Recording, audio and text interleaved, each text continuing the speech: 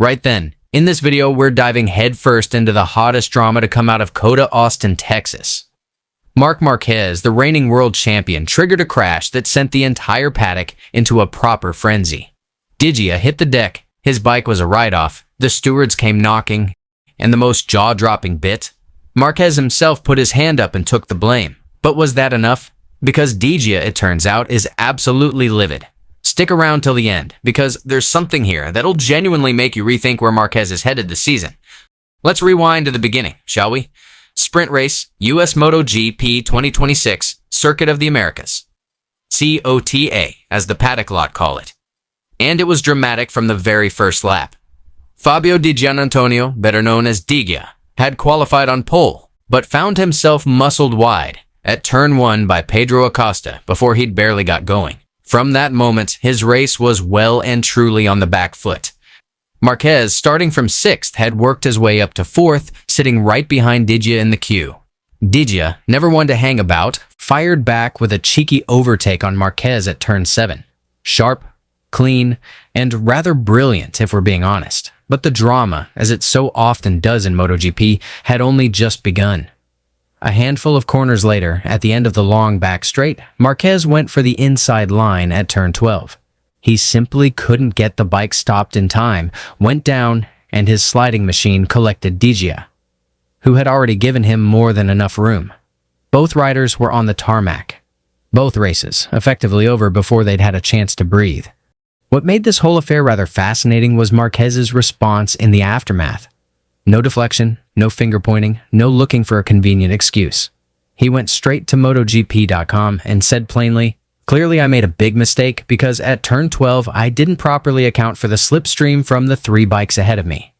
He was equally clear that this wasn't some sort of retaliatory move after Diggia had overtaken him earlier.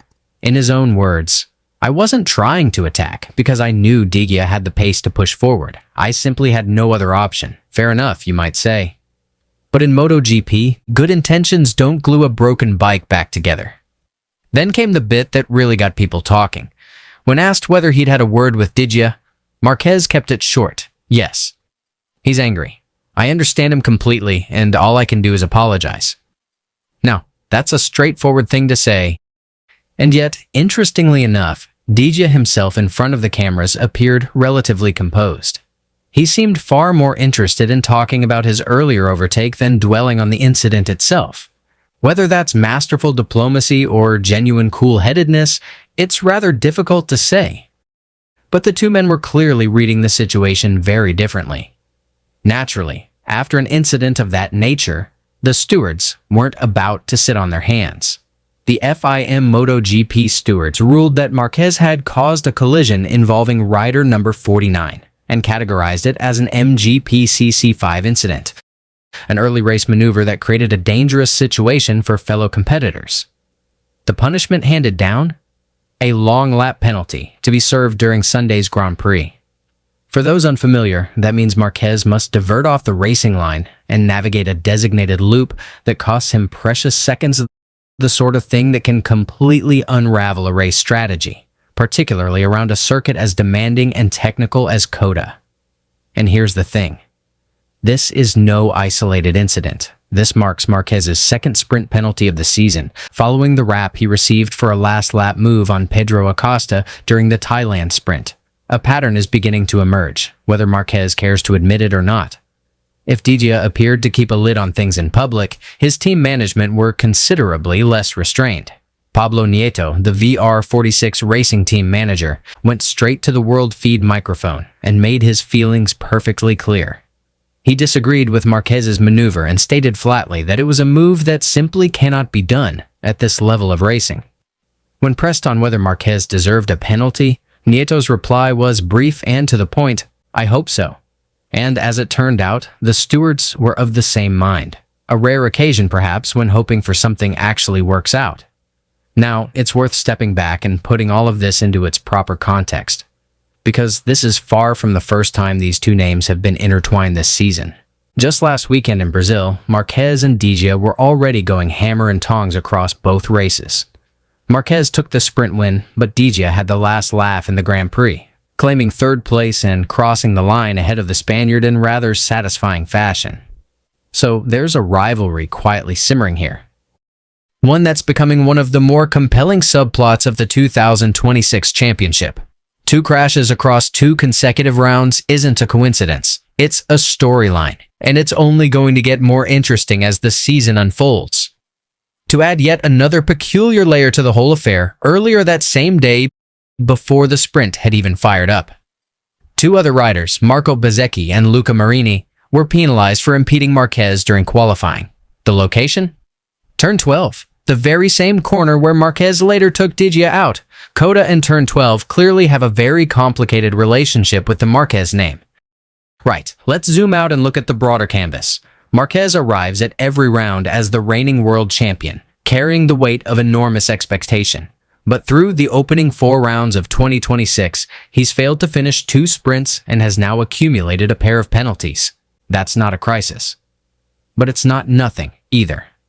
And before anyone gets carried away, let's be clear about one thing. Marquez being willing to take risks is not a flaw.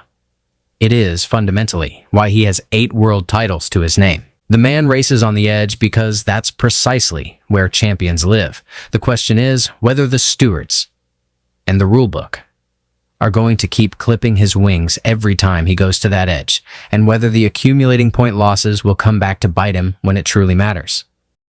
To his credit, Marquez has already addressed this mindset directly, following the Thailand penalty. This is the new MotoGP. We have to adapt to the new regulations. That's the only thing we can do. No self-pity, no sulking. Just a man determined to get on with it. Whether the adaptation actually arrives is the question the rest of the paddock will be watching very closely. So, there you have it, ladies and gents. The full picture from what was, by any measure, a spicy afternoon at COTA. Marquez held his hands up, which is the grown-up thing to do. But Diggia is still fuming, VR46 are not best pleased, and a long lap penalty is sitting in Marquez's diary for Sunday's race. The question now is whether he can manage the damage, claw back positions despite the handicap, and do it all at a circuit that has historically been one of his greatest fortresses. And the larger question hanging over the whole season, is this penalty trend going to continue? Or will Marquez finally find that fine line between glorious aggression and costly recklessness? Now, over to you. Drop a comment below and tell us, was the long lap penalty the right call? Too harsh? Not harsh enough? This one's genuinely up for debate, and we'd love to hear where you stand. If you got something out of this video, smash that like button. It's the simplest thing you can do to help this channel keep going. Hit subscribe so you don't miss a thing from Sunday's Grand Prix, because it is shaping up to be an absolute belter. Marquez chasing from a penalty, Bagnaia on the front row, and Jorge Martin flying high off the back of his sprint win. We'll see you in the next one.